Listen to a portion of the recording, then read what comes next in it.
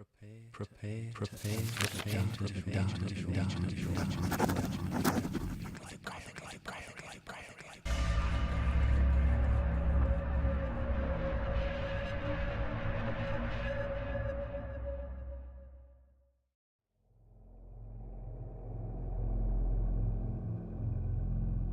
I was terrified. I had brought nothing to prepare me for a hike through the woods.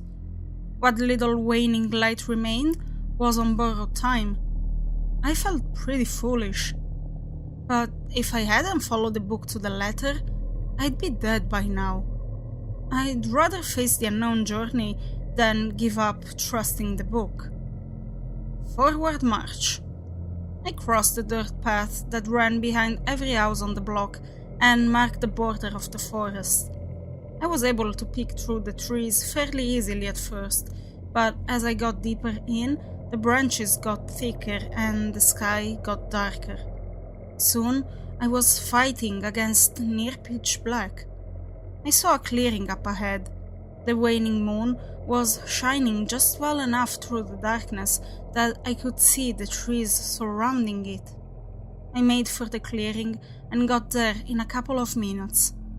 Just before I emerged into the light, a face appeared next to the tree at my eye level. I yelled, screamed, but this time made sure that I did not reach for the car keys, which had proven worse than worthless against the demons in my head.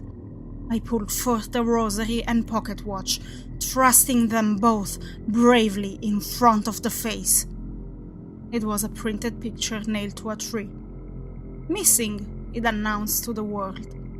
There was a picture of a smiling bald man, a last seen on date from about 3 weeks earlier, and the name Gordon, with the last name no longer visible due to weathering. I laughed in relief. "Well, Gordon, I'm sorry," I said aloud. "If you've been gone 3 weeks, and I think that you might be in the woods, then you're probably dead." I walked into the clearing, feeling guilty about my emotional snap to comedy, but it had been a really long fucking day. The moonlight was just enough for me to open the book again and start reading. "Walk forth, son, to release what's trapped." This part ended a chapter. I felt more than a little annoyed. I had already gone through a rather arduous process to release an internal demon. Did Dad not realize that fact? I sighed and continued through the clearing and into the trees. At first, I felt a slight sense of metaphysical purpose as I went forward. I was crashing through darkness, trying to find a light. The 6th time I fell down, I started to get pissed off. The last several messages had been pretty explicit. What if I had misinterpreted this one? It was just a chapter title that read "Into the Woods." Maybe I had completely botched the meaning. I turned around. Oh shit! There was darkness in every direction.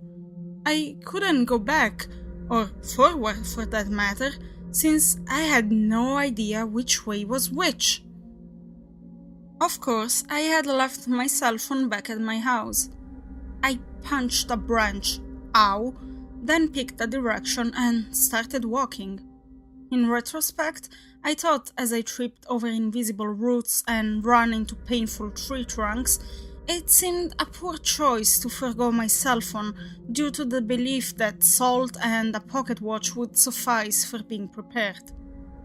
Actually, I forgot the salt. Maybe I was giving myself too much credit. I really wanted to check the book at this point, but it was beyond impossible with the trees covering the moon. I'd have to wander. I had lost all sense of patience or purpose by the time I found another clearing up ahead. I was so relieved that I almost sprinted, but clocked my head pretty hard on a low-hanging branch and actually hit the ground. The ego rush that I had acquired from successful demon hunting finally dissipated in that moment. I got back up and wandered blearily toward the clearing, more irritated at my mom and dad than I had been since my senior year of high school. I got into the opening and did not see anything of significance at first, so I sat down to take a rest. And I heard breathing. It was a raspy sound that lacked a clear location. It was definitely not human. I stood up and wheeled around, looking for something big and mean. I found something frail and small. The breathing was coming from a fox pup, laying on its side with its leg in a trap. It looked to be in the throes of death. I checked the clearing to make sure that we were alone. It seemed to be so at the moment. The trap was the variety that had a snapshot claw. It was clamped around the fox's leg with a sizable amount of dried blood surrounding it. Clearly, it had been there for a while. I approached it to heroically rescue the fox, and failed. It turns out that those traps are fucking hard to open, which I guess is the point. I finally found that I could push the heel of my shoes against one end and pull the other just enough to pry open the jaws. I pulled the trap forward and let the fox's paws slide out. He didn't move upon being free. The fox was clearly exhausted and near death. I tossed the trap aside and reached out to pet it. "The son of a bitch bit my hand!" I yowled and pulled back, cussing at the creature. It did not stand up or move in any way. I wasn't bleeding. I figured that the bite had prepared me, so I went in for another, more careful look. The fox was dead. The final trauma of being forced out of the trap, followed by a last-ditch effort of self-defense, clearly was too much for the damaged creature. I sat down on a rock and took in the silence for a minute. I used to go on walks in the woods back here with my dad. We would go forth into the woods, bonding over the silence between us. I know it sounds odd, but it brought us together. The walks waned in frequency as I grew into my teens, and eventually stopped altogether. I realized in sadness that I could not remember which time had been the last. I wondered what I would have thought if I'd known it at the time. I missed my mom and dad. I picked up my parents' book and started reading in the moonlight. The death of the fox should illuminate the fact that a physical release and a spiritual release are often inseparable from one another. Never face a demon without this fact in mind, Peter. I looked at the fox, who still had an open mouth and open eyes. I wondered if animals cared about not being buried, and wondered why we did. I turned back to the book.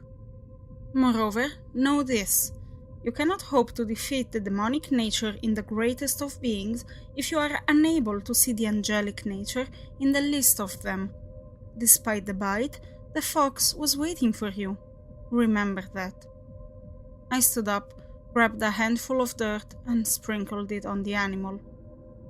It was a symbolic gesture, but that was all Polynices needed, so I left it at that. The book went on. Now go home, Peter. The teenage angst returned. I'd like to, Mom, but this wilderness jaunt does not seem very well planned now, does it? My voice echoed bizarrely, so I looked through the trees. I was at the border of the woods. Just beyond the trees to my left ran the dirt path that traversed behind the backyards of both my house and Buster's house. I had wandered into a circuitous road and ended up right back where I started. Isn't it irritating when our parents are right? I headed through the trees and emerged onto the path, which was bathed in moonlight. I read as I walked. No person can achieve great things alone, son. "Trust the man in black." I appreciated my father's words and all, but that was a little creepy. As I walked towards the house, I began to hear rustling. It wasn't natural. Neither was the sulfur smell. I looked to the left, into the woods that I had just exited. And there it was. The demon was clearly grinning as it charged forth from the trees. This one did not look like a man at all. It sprinted on cloven feet, and its glowing yellow eyes left trails in the air as it ran. At least 10 feet tall, with curly goat's horns, it was by far the most terrifying of the three that I had seen. I didn't have time to grab the rosary or drop the book.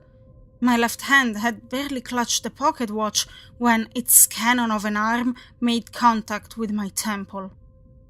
I tried to open my eyes, but which way was up?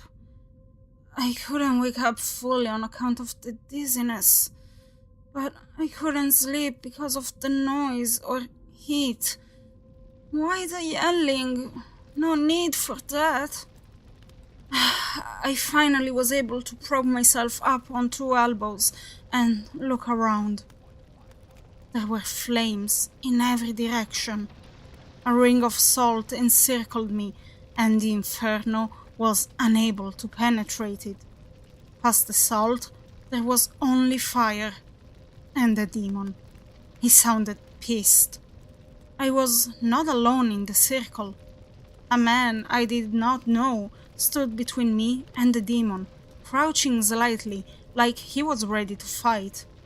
I noticed vaguely that he held an onyx rosary in his left hand. He was facing the demon and shouting.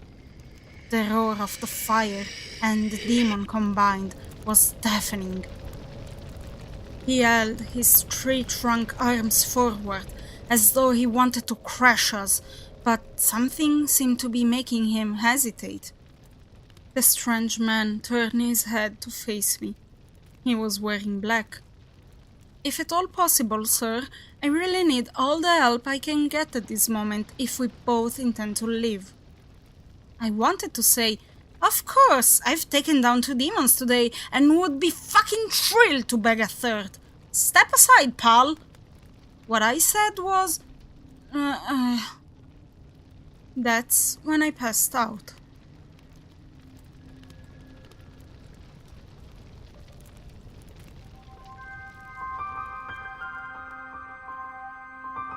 It's in the dustiest books that you may find the best stories.